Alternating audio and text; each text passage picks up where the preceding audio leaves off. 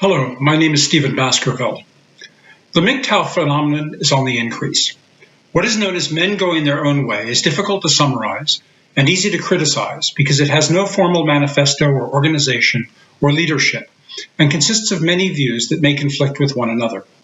But generally, these are men who are convinced that the justice system is so unjust and that the family courts are so dangerous for them that any contact can only result in their ruin, and that it is therefore better to remain completely independent of women, children, or any family. As an extreme solution, it certainly has the merit of calling attention to an extreme problem. It is difficult to fault them because, factually speaking, their grievances are virtually unexceptionable. Almost all their claims are undeniably correct and irrefutable. A man who marries and has children today can, without any legal wrongdoing on his part, summarily lose those children and much more. He can be forcibly divorced without any grounds, forced out of his home, and not only can his children be summarily confiscated, but so can all his property and even his future earnings. When he has nothing left for the state to plunder, he can then be jailed indefinitely without trial and eventually released on the street, where he invariably joins the ranks of the homeless, most of whom consist of men who have been through similar ordeals. There is no way to avoid this, by the way. The marriage contract is no longer legally binding, and it is not possible to form any legally binding agreement to raise a child in any Western country. Because of no-fault justice, you can be punished without having committed any transgression. Once you have a child, and sometimes even if you don't, you place your life in the hands of government officials with no limits on their power. The response from the media and academia to all this has been a complete blackout. Indeed, for many, the only way to know that MGTOW even exists is to hear privileged journalists and scholars scolding them. They are never, and I mean never, permitted to express their own views in the media or academic literature. This message is directed to the men of MGTOW. I am not here to scold you, but I do hope to offer some constructive suggestions, for I believe that this movement is very important, but without some focus and direction, it can achieve nothing. In fact, it can make the problem much worse. I want to focus on perhaps the most celebrated and criticized MGTOW trend, the boycott of women and marriage. This certainly has the virtue of demonstrating the pointlessness of conservative campaigns to promote marriage. While I believe strongly in marriage, I am not sure that I could, in good conscience, advise a young man or even a young woman to marry today. There are just too many traps laid by a corrupt government machinery. Moreover, what I and others might advise is largely irrelevant, for it is not clear that MGTOW is any kind of organized movement at all, but simply the predictable behavior of men in response to objective circumstances. For it is very clear that men have already embarked on a largely spontaneous and de facto marriage strike, refusing to marry from knowledge of what can happen to them. This is the main cause of the declining birth rate that so agitates conservatives. Yet conservatives refuse to face it, but simply lament and bemoan the trend when they could do something to correct it. And yet, having said all this, I think that the boycott marriage and boycott women response is unwise. As a strategy toward the reform of the divorce laws, I think it is indeed justifiable and can be very effective. But if the aim is to permanently disengage men from marriage as an end in itself, then I think it is seriously misguided. It is bad for society generally, but I think it is also bad for men in particular. I think it will weaken fatherhood in the long run and strengthen its enemies, along with the power of the state. The long-term aim should be to strengthen marriage, not to weaken it. There are many reasons for this, but I want to make the case in terms of what is in the long-term interest of men and fathers, and why men should be the leaders in what is also in the larger interest of women, children, and all of society. It is true that the only certain way to avoid a lawsuit or a jail sentence for some gender crime is to separate oneself entirely from women and children. But I think it is highly unrealistic to believe that men will disengage from women completely. I fear the result will be more extramarital sex and cohabitation and more out-of-wedlock births. I am not just moralizing here. Men who think that so long as they avoid marriage and children, they can have sexual relations with women without problems are deluding themselves. The state has many ways to punish you even without using the leverage of children. Accusations of rape, sexual assault, sexual harassment, sexual this, and sexual that. are increasing daily, as we see in the news. We have already reached the point where not giving money to your wife or girlfriend is being classified legally as punishable abuse. No effective opposition to all this has yet been mounted, and there is no end in sight. We may have eliminated the traditional religious stigmas against sex outside marriage, but the radicals have substituted their own political theology that rationalizes far more draconian criminal penalties.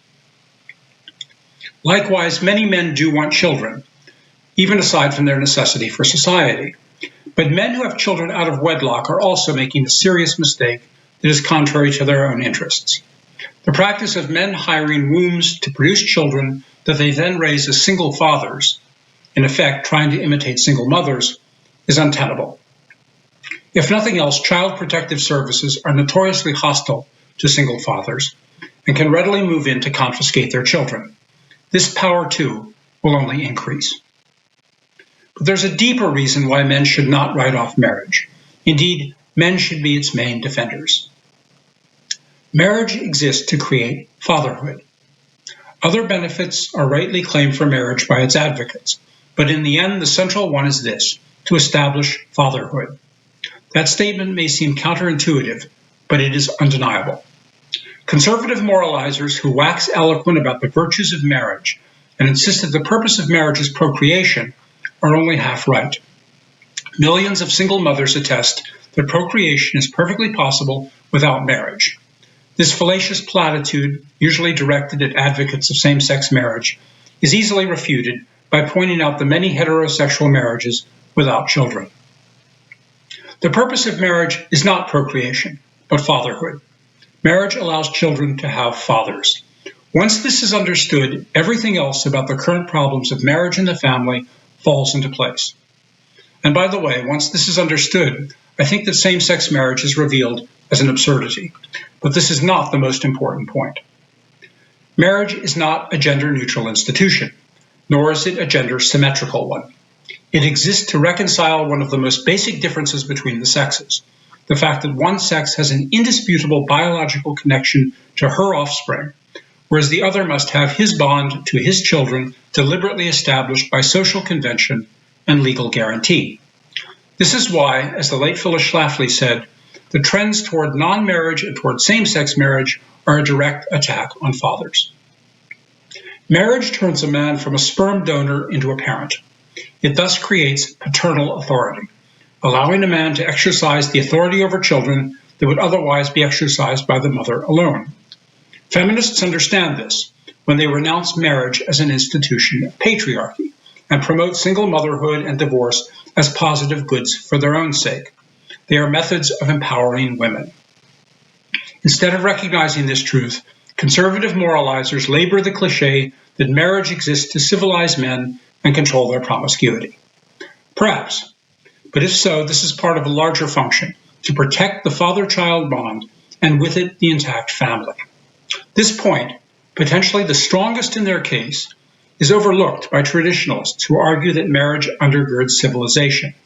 For it is the presence of the father that creates both the intact family and, by the same measure, the civil institution itself. For the philosopher Thomas Hobbes, married fatherhood marked nothing less than the transition from natural barbarism to civilization. In The State of Nature, Hobbes argued, quote, "The dominion is in the mother. For in the condition of mere nature, where there are no matrimonial laws, it cannot be known who is the father unless it be declared by the mother. And therefore the right of dominion over the child dependeth on her and is consequently hers." End quote. So only in civilized society, where matrimonial laws do operate, is authority over children shared with the father.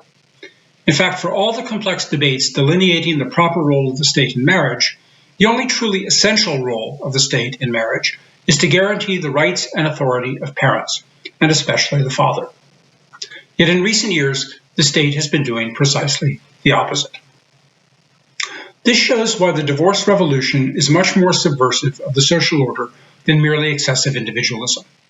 Liberalized divorce was rationalized in the name of greater freedom, but in reality it is a highly authoritarian attack on an institution that provides for freedom, and it allows radical ideologues and government functionaries to rationalize the most intrusive and repressive government machinery ever created in the English-speaking democracies.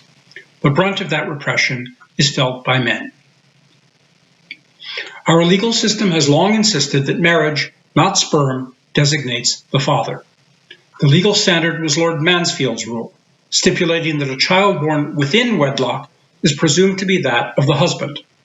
This enabled the marriage to survive the wife's adultery, because earlier ages had a more balanced assessment of the female and male tendencies toward promiscuity.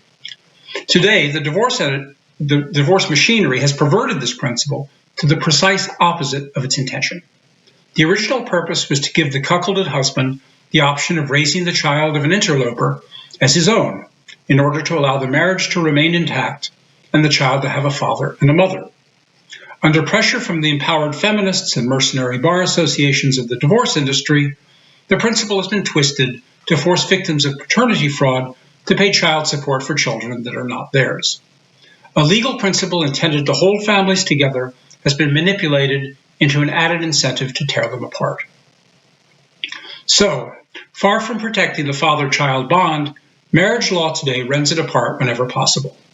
But the solution is to restore the integrity of marriage law, not to eliminate marriage altogether. As a political strategy, boycotting marriage until the integrity of marriage law is restored makes some sense. As a long-term solution for men or society, it makes no sense. It will only give the state more excuses to augment its own power over fathers, mothers, children, and all of us. The bottom line is that men alone are the ones held responsible. This has always been the case, and it always will be. Complaining about it or even trying to change it will only bring more contempt upon men. Men cannot retreat. The only solution is that men must lead. My name is Stephen Baskerville, and you'll find these points documented in my two most recent books, Taken into Custody and The New Politics of Sex.